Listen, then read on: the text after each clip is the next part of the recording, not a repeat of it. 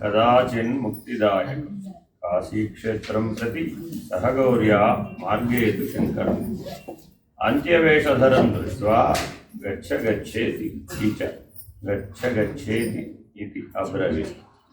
शङ्करः सोऽपि चाण्डालः तं पुनः प्राह शङ्करम् अन्नमयात् अन्नमयम् अथवा चैतन्यमेव चैतन्यम् निरवर दूरीकर्तुं वाञ्छसि किं ब्रूहि गच्छ गच्छेति। కాశీలో శంకర భగవత్పాదులు శిష్య సమేతంగా వెళుతూ ఉండగా ఒక అంత్యవేషధారి తన 4 కుక్కలతో ఒక సమూహంగా రుద్రగణాలు సమూహంగా ఆయన రుద్రభూమికి అధిపతి కాశీ. ఆయన ఒక చేతిలో కళ్ళు ముంత, ఒక చేతిలో అదేమంటారు దాన్ని కుక్కలు తోలే ఏదో చర్నాకోల్ లాంటిది అలాంటిది పట్టుకొని 4 కుక్కల తాళ్ళు ఉంటాయి కదా, ఆ తాళ్ళు పట్టుకొని వెనకాల తన టీంతో ఎవరైతే ఆ రుద్రభూమిలో పనిచేసే టీం ఉంటారు కదా, ఆ టీంతో కలిసి వస్తున్నాడు. ఎవరికి? ఆయన దారిలో ఆయన వస్తున్నాడు, ఈయన దారిలో ఈయన వెళుతున్నాడు. శిష్యులు ఏమన్నారంటే తొలగు తొలగు గచ్చ గచ్చ అన్నారు. ఎవరిని? ఆ ఎదురుకుండా వచ్చేవారు. ఇది మేము సర్వసాధారణంగా మీరు చూస్తూనే ఉంటారు. ఎవరైనా పెద్దవాళ్ళు వెళ్తున్నారు అనుకోండి, ఏమంటారు పక్కన వాళ్ళు? కొద్దిగా తప్పు, స్వామి వెళ్తున్నారు, స్వామి తప్పు తప్పు తప్పు తప్పు అంటారా లేదా? అనే ముందు గుర్తుపెట్టుకోవాలి ఎవరిని అంటున్నారు. ఆయన ఆగి ప్రశ్నించాడు. ఎవరు? రుద్రగణాలతో వస్తున్నటువంటి వ్యక్తి, రుద్రభూమికి అధిపతి అయినటువంటి వ్యక్తి వస్తూ ఆయన ఏమడిగారు? ఎవరిని తొలగమంటున్నావు? అన్నమయా అన్నమయా అథవా చైతన్యమేవ చైతన్యం అన్నవి రెండే.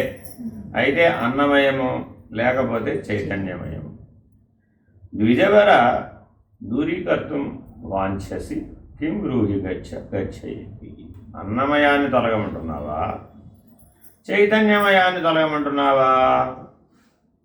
మనం కూడా ఏమంటుంటాం? అంటావా లేదా? అప్పుడు ఏం చేయాలి? ఎవరిని తొలగమంటున్నారు?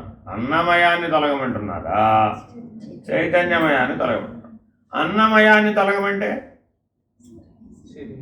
అది చేయడం తనంతట తాను కదలలేదు, ఎలా తొలగుతుంది? ఒకవేళ చైతన్యమయాన్ని తొలగమందాం అనుకున్నాం, అది అంతటా ఉంది, తొలగడానికి స్థానం లేదు, స్పేస్ లేదు. మరి ఇప్పుడు ఎవరిని తొలగమంటున్నావు అని ప్రశ్న వేశారు. కాశీలో ఏమీ చదువుకోని వాళ్ళకి కూడా వేదాంత విద్య అబ్బి ఉంటుంది. ఏ రోజుల్లో? ఆ రోజుల్లో. అంటే భారతదేశంలోనే సహజంగా మన మాటలలో ఈ ఆత్మజ్ఞానం కలిసిపోయి ఉంటుంది. అప్పుడు శంకర భగవత్పాదులు నీకు నాకు భేదం లేదు, నీవే నాకు గురువు అని చెప్పారు. 5 పద్యాలు చెప్పారు. ఎటువంటి వాడు గురువు? వాడు గురు పౌర్ణమి కాబట్టి ఎటువంటి వాడు గురువో తెలుసుకుని ఉండాలి. అర్థమైందండి? కిం గంగాంబుని బింబితేంబరమణౌ చాండాలవాటీపయ పూరేశాంతరమస్తికాంత ఘటి మరుద్గుంభయోర్వాంబరే ప్రత్యగ్వస్తున నిస్తరంగ సహజానందావబోధాంబుదౌ విప్రోయం శపచోయమిత్యపి మహాన్ కోయం విభేద భ్రమః. గంగాజలమునను చండాల వాటిక యందలి జలాశయమునను ప్రతిబింబించిన సూర్యుని యందు ఏమైనా భేదముండునా? నిస్తరంగ సహజానంద బోధావబు అయినటువంటి సముద్రము ఆత్మయందు ఇతడు చండాలుడు, ఇతడు విప్రుడు అను భేద విభ్రమమిట్లు నీకు కలిగినది. ఎవరు అడిగారు ఇది? ఆయన అడిగారు. ఏమడిగాడు? ఏమయ్యా, మా రుద్రభూమిలో చెరువు ఒకటి ఉంది, ఆ చెరువులో సూర్యుడు ప్రతిబింబించాడు. పరమపావన గంగానదిలో కూడా సూర్యుడు ప్రతిబింబించాడు. ఆ ప్రకాశిస్తున్నటువంటి సూర్యుడికి ఇది గంగాజలమని, ఇది పవిత్రమని, ఆ రుద్రభూమిలో ఉన్నటువంటి చెరువులో జలం అపవిత్రమని అనేటటువంటి దృష్టి ఉన్నదా? లేదు కదా. అలాగే సహజానందావబోధామృతమైనటువంటి ఆత్మయందు, ఆత్మ యొక్క లక్షణం ఏంటి? ఇప్పుడు సహజ ఆనంద అవబోధ అమృతం. ఎటువంటి సమాసం వేశాడో చూడండి. ఇప్పుడు ఆయనకి ఏం తెలీదా? ఆత్మ యొక్క 4 లక్షణాలు చెప్పాడు. ఆత్మ సహజం, రెండోది ఏమిటి? ఆనందం, మూడోది ఏమిటి? అవబోధ, నాలుగోది ఏమిటి? అమృతం. సహజానందావబోధామృతమగు ఆత్మయందు నీవు ఏ కులంలో పుట్టావనేది ఏమైనా ఉంటుందా? ఏ శరీరంతో పుట్టావనేది ఏమైనా ఉంటుందా? లేదు కదా. అంతటా ఉన్న ఆత్మస్వరూపం, అంతటా ఉన్న బ్రహ్మస్వరూపానికి ఏ రకమైనటువంటి భేదము లేదు. మరి నన్ను ఎలా తొలగమన్నావు అని అడిగాడు. ఇప్పుడు చెప్తున్నారు శంకరులు. ఏ శంకరులేనా? కైలాస శంకరుడు కాదా? అంటే ఏ శంకరుడు అనగానే వెంటనే కాలడి శంకరుడికే వెళ్ళాడు, కానీ కైలాస శంకరుడికి వెళ్ళలేదు. కైలాస శంకరుడే కాలడి శంకరుడు. మళ్ళీ భేదం ఉందా లేదా? ఇప్పుడు మనకి ఎప్పుడైతే కాలడి శంకరుడు అన్నావో ఇంతమంది లేరు, ఉన్నది ఒక శంకరుడే. శంకలు తీర్చివాడేవాడో వాడే శంకరుడు. అర్థమైందండి? శంకరోతి ఇది శంకర. శం అంటే శుభం, కళ్యాణం. జాగ్రత్ స్వప్న సుషుప్తి స్ఫుటతరా యా సంవిదుజృంభతే యా బ్రహ్మాది వివీలికాంతతనుషు శ్రోతా జగత్సాక్షిణీ శైవాహం న చతుర్స్యవస్థితి దృఢ ప్రజ్ఞాపి యస్తాస్తి చేత్ చాండాలోస్తు ససుద్విజోస్తు గురురిత్యేషా మనీషా మమ. జాగ్రత్త స్వప్న సుషుప్తుల యందు ఏ చైతన్యము అత్యంత స్ఫుటముగా ప్రకాశించుతున్నదో, ఏది ఆ బ్రహ్మము విపీలికము పర్యంతము సర్వదేశముల సాక్షి అయి నెలకొని ఉన్నదో ఆ నేను, ఆ చైతన్య స్వరూపం నేను జడ దృశ్యమును కాను అను దృఢ జ్ఞానం ఎవరికి కలదో అతడు చండాలుడే ఎగుగాక, ద్విజుడే ఎగుగాక, అతను నాకు గురువు. ఇది నా నిశ్చయము అని ఎవరు చెప్పారు? శంకరులు చెప్పారు. అర్థమైందండి? ఏమని చెప్పారు? జాగ్రత్త స్వప్న సుషుప్తులేదు అంతరంగంలో ఏది వ్యాపించింది? చైతన్యం స్ఫుటముగా ప్రకాశిస్తుంది. జాగ్రత్త అయినా ప్రకాశం కావాలి, స్వప్నమైనా ప్రకాశం కావాలి, గాఢ నిద్ర అయినా ప్రకాశం కావాల్సింది. ఆ ప్రకాశం ఎవరు? నేనే. బ్రహ్మాండమంతా వ్యాపించిన ప్రకాశం ఎవరు? నేనే. బ్రహ్మము నుంచి పిపీలికము దాకా ఉన్న అన్ని ఉనికిలు ఎవరు?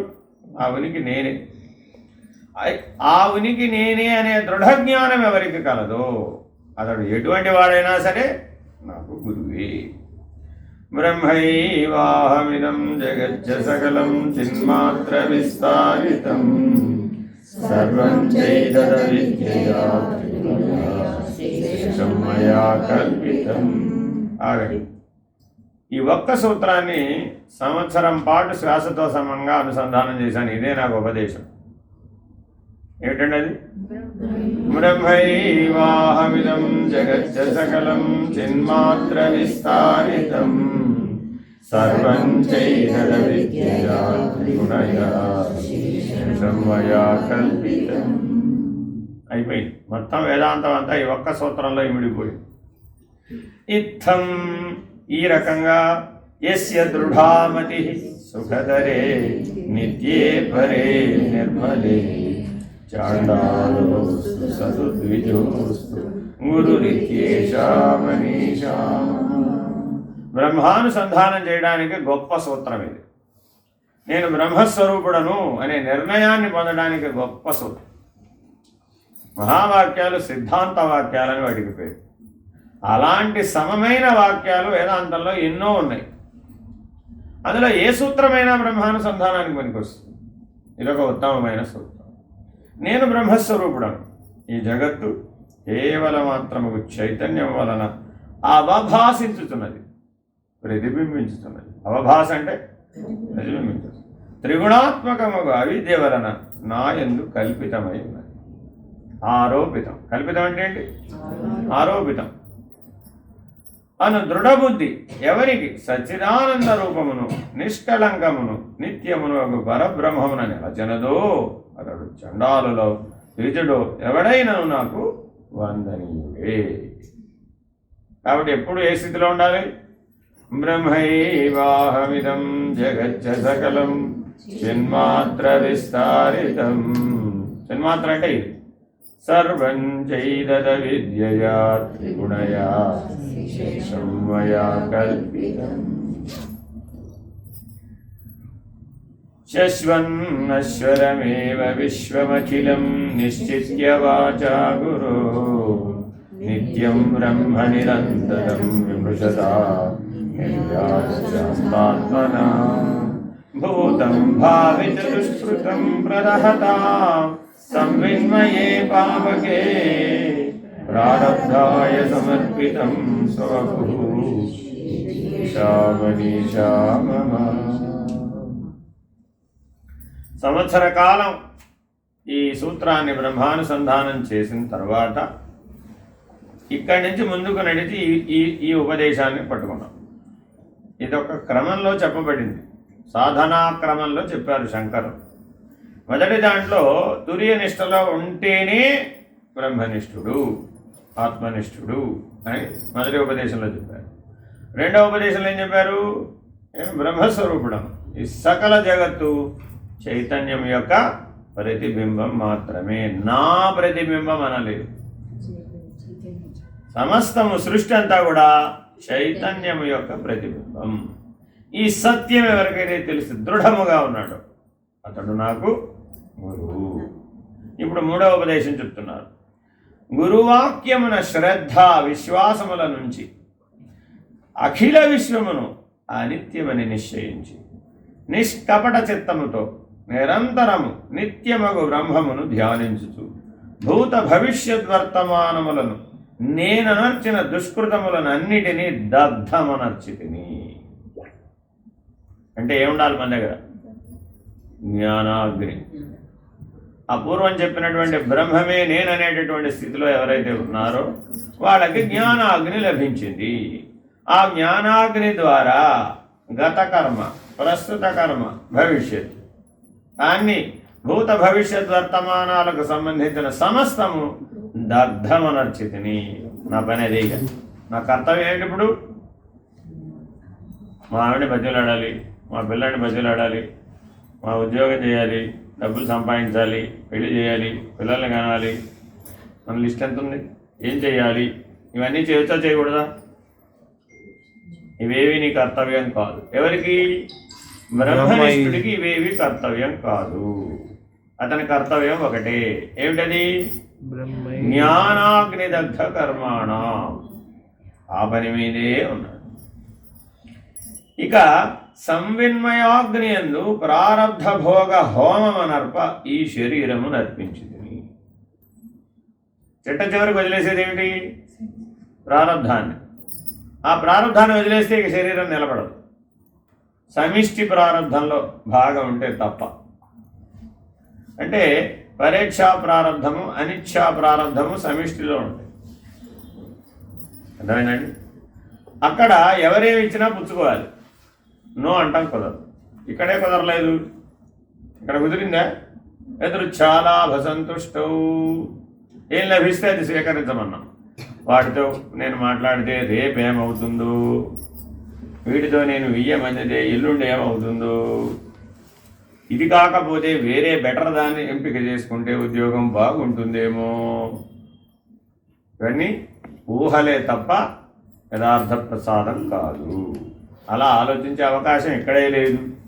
జ్ఞానికి కర్మబీజములు ఎప్పుడైతే దగ్ధమైపోయినాయో ఆ స్థితిలో అనిచ్ఛ పరేచ్ఛ అనేటటువంటి రెండు కర్మశేషాలు సమిష్టిలో ఉంటాయి.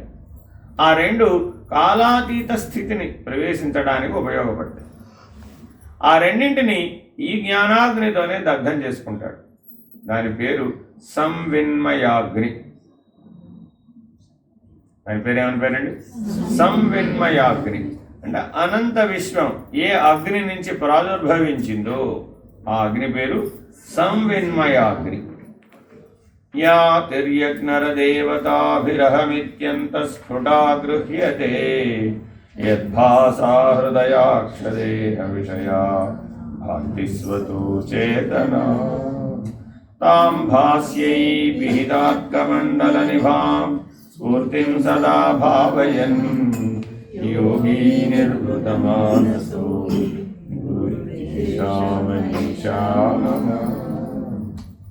చివరి వాక్యం అత్యంత ముఖ్యమైనటువంటి. యోగి నిర్వృతమానసో హి గురు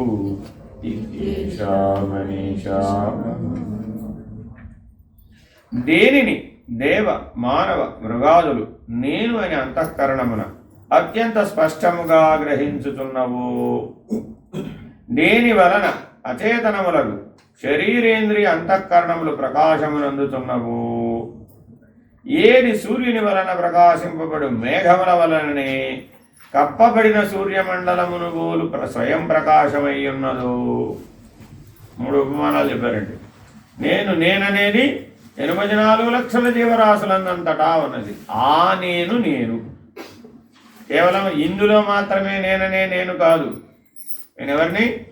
84 లక్షల జీవరాశులందంతటా నేననే స్ఫురణ ఏదైతే ఉందో ఆ సమిష్టి నేను, ఈ వ్యష్టి నేను కాదు. 2వ లక్షణం ఏంటండి? దేని వలన అచేతనములకు శరీరేంద్రియ అంతఃకరణములు ప్రకాశమును అందుతున్నవో అన్ని శరీరములలో. అంతఃకరణం అన్ని శరీరాలు ఉందా లేదా? ఇదిగా మనసు, బుద్ధి, చిత్తము, అహంకారము సకల జీవులకు ఉంది. చుక్కకుందా లేదా? నక్కకుందా లేదా? ఏనుగుందా లేదా? అన్నిటికీ ఉంది. పాముకుందా లేదా? సాలీడుకుందా లేదా?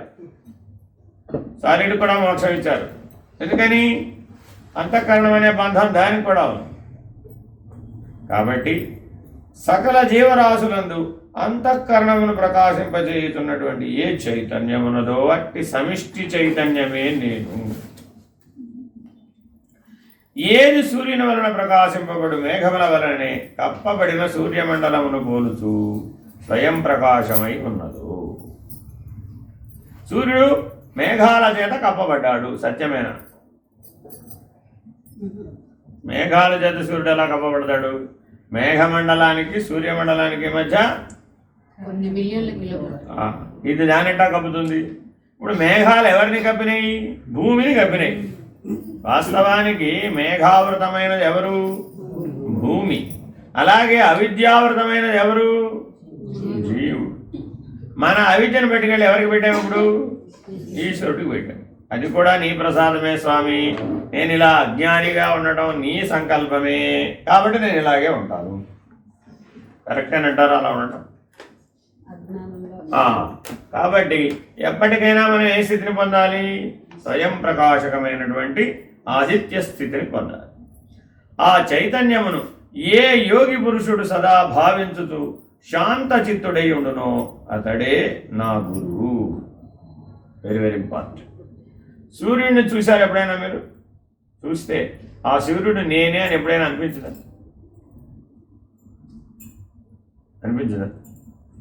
ఎంత ధైర్యం కావాలి ఆ సూర్యుడు నేనే అనాలంటే. అవునా కాదా? బాబావారి దర్శనానికి చాలాసార్లు వెళ్ళారా లేదా?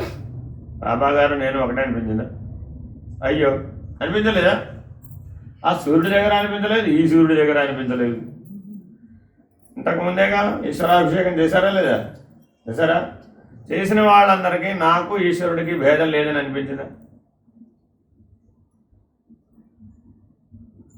అర్థమైందా? ఇట్లా మరి ఇప్పుడు ఎన్ని వందల వేల లక్షల కోట్ల సార్లు చేయాలి అది నేనే అని అనిపించడానికి. అది కర్మమార్గం. జాగ్రత్తగా అన్నీ విచారణ చేసి ఇది కాదని కానిదానంతా తోసివేసి లేనిదానంతా లేనిదని దృఢంగా నిర్ణయించి ఉన్నది ఉన్నట్లుగా బ్రహ్మమై నిలిస్తే అది నేనే అనడానికి ఎంత సమయం పట్టింది? రెప్పపాటే. అలా ఎవరైతే ఉన్నారో ఆ నిర్ణయించిన తర్వాత అలా ఉండిపోవాలి. యోగి నిర్వృత మానసో హి గురు నిర్వ్యాజ శాంతాత్మన. శాంతంగా ఉండడానికి కారణమే లేనటువంటి వాడు. మనమందరం శాంతంగా ఉండాలంటే ఏదైనా ఒక కారణం ఉంటే శాంతంగా అంటే అర్థం ఏంటి? ప్రశాంతి నిలయంలో ఉన్నంతసేపు నేను శాంతంగా ఉంటాను. ఇప్పుడు ఏం చేయాలి? అందరినీ వచ్చి ప్రశాంతి నిలయంలో ఇల్లు కట్టుకున్నాను. మొదట్లో ఎవరికి ఇల్లు లేవు. స్వామి మీ దగ్గర ఉంటేనే మా ప్రశాంతత అంతా, లేకపోతే మేము అక్కడే బయట ఎక్కడా బ్రతకలేము. మేమంతా అశాంతితో జీవిస్తున్నాం. మీరే మాకేదో దారి చూపెట్టారు. అయితే వచ్చి మీరు కూడా నాతో పాటు ఇక్కడ ఇల్లు కట్టుకున్నారు. ఇప్పుడు ప్రశాంతమేనా? రోజు బాబాగారి దర్శనానికి వెళ్ళకపోతే ఇక్కడ ఇల్లు కట్టుకుని వేస్ట్ కదా. వెళ్ళాం, కనబడతారు కదా, ఎక్కడున్నా కనబడతారు కదా. ఫస్ట్ లైన్లో కూర్చోకపోతే అంతా ఇంతకాలం నుంచి ఇక్కడే మనం శాశ్వత నివాసం. మనం అసలే ఇక్కడ బాబాగారి దగ్గర ఎవరు? మనం శాశ్వత నివాసం. మా ఫ్రంట్ లైన్లో ఇవ్వాల్సిందే. ఎప్పుడు మేము ఫ్రంట్ లైన్. ఏమైంది? ఫ్రంట్ లైన్లో కూర్చున్నాం. బాబాగారు విభూతి ఇవ్వలేదు, అశాంతి. బాబాగారు పాద నమస్కారం ఇవ్వలేదు, అశాంతి. బాబాగారు నా లెటర్ తీసుకోలేదు, అశాంతి. బాబాగారు ఇంటర్వ్యూ రూమ్ పిలవలేదు, అశాంతి. బాబాగారు లడ్డు నాకు పెట్టలేదు, అశాంతి. ఇప్పుడు కారణ సహితమైనదంతా అశాంతి, కారణరహితమైనదే శాంతి. కాబట్టి ఎప్పుడు ఏ స్థితిలో ఉండాలంటే మనం కారణరహిత స్థితిలో ఉండాలి. అప్పుడే ఆనందమయ కోశాన్ని దాటగలిగిన వాళ్ళం అవుతాము.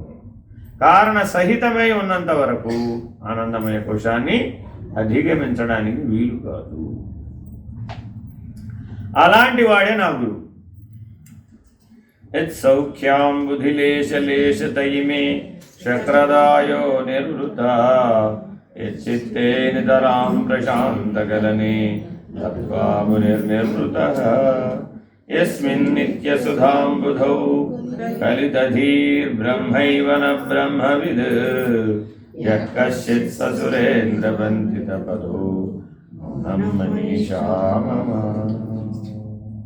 ఏ సుఖ సముద్ర కణలేశమును పొంది ఇంద్రాది దేవతలు ఆనంద తుందితులవుతున్నారో, ప్రశాంత చిత్తుడగు ముని స్వచిత్తమున దేనిని పొంది ఆనందించుతున్నాడో, ఆ నిత్య సుధా సముద్రమున ఎవని చిత్తము కరిగిపోయినదో అతడు బ్రహ్మవేత్త కాడు, బ్రహ్మమే. అట్టి మహాపురుషుని పాదములకు దేవేంద్రుడు కూడా నమస్కరించును అని నా నిశ్చితాభిప్రాయము.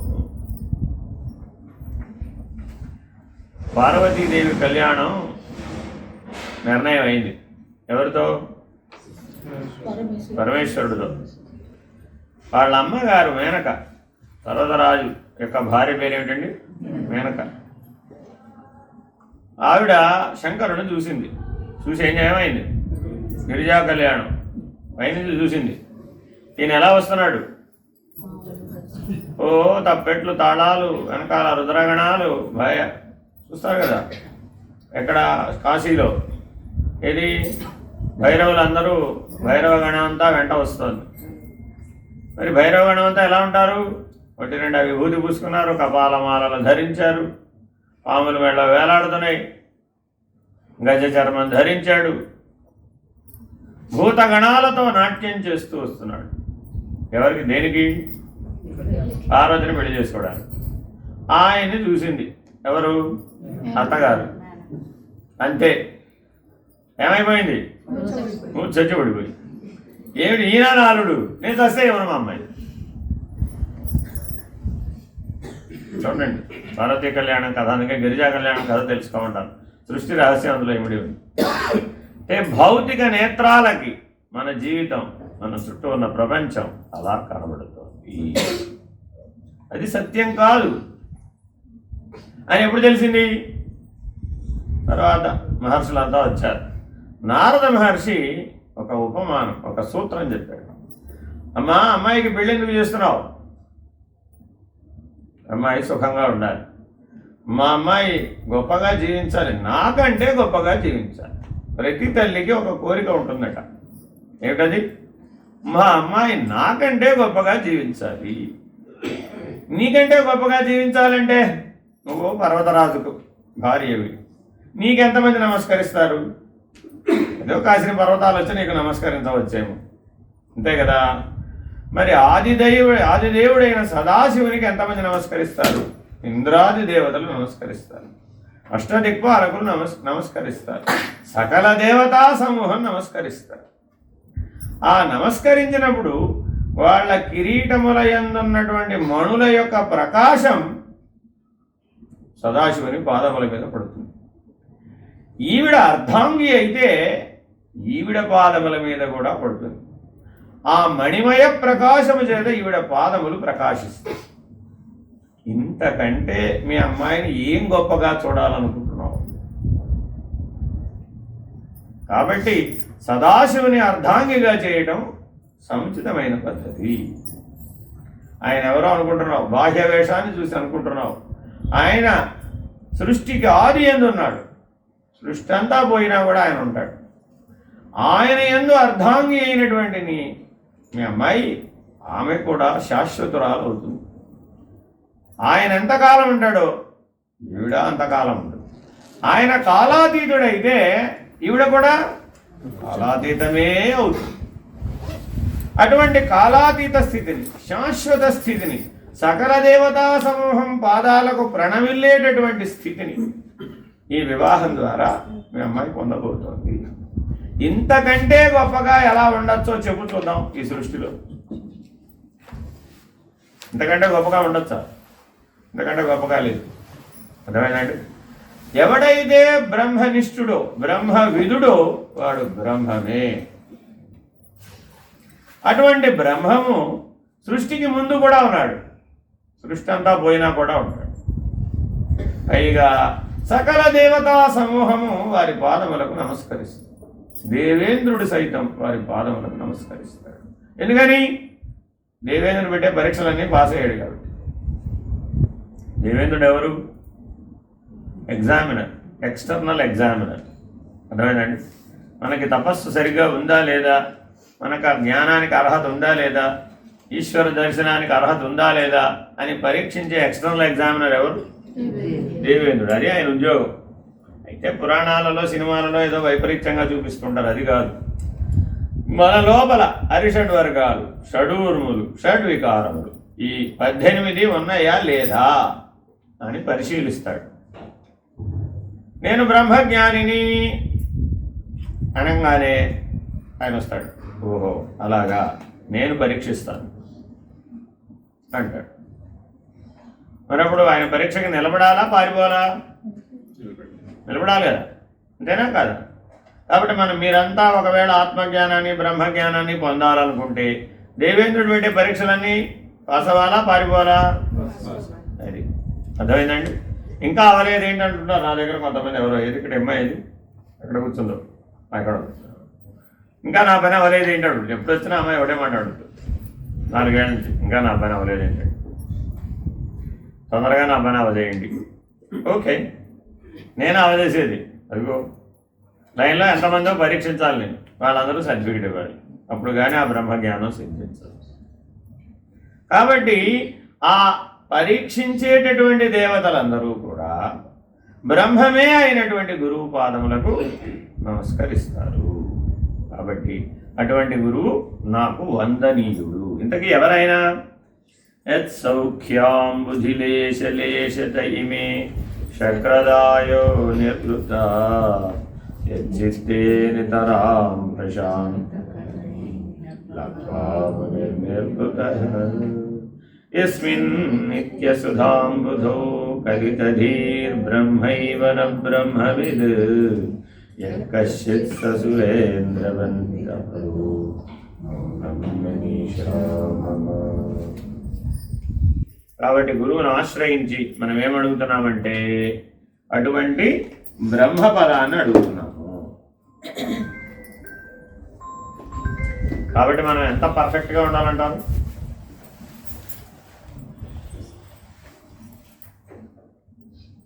వందకి ఎన్ని మార్కులు కావాలి? వందకి ఎన్ని మార్కులు కావాలి? అది పర్ఫెక్షన్ అండి. అర్థమైందండి? దేనికి చెల్లించినటువంటి స్థితి ఉండాలి.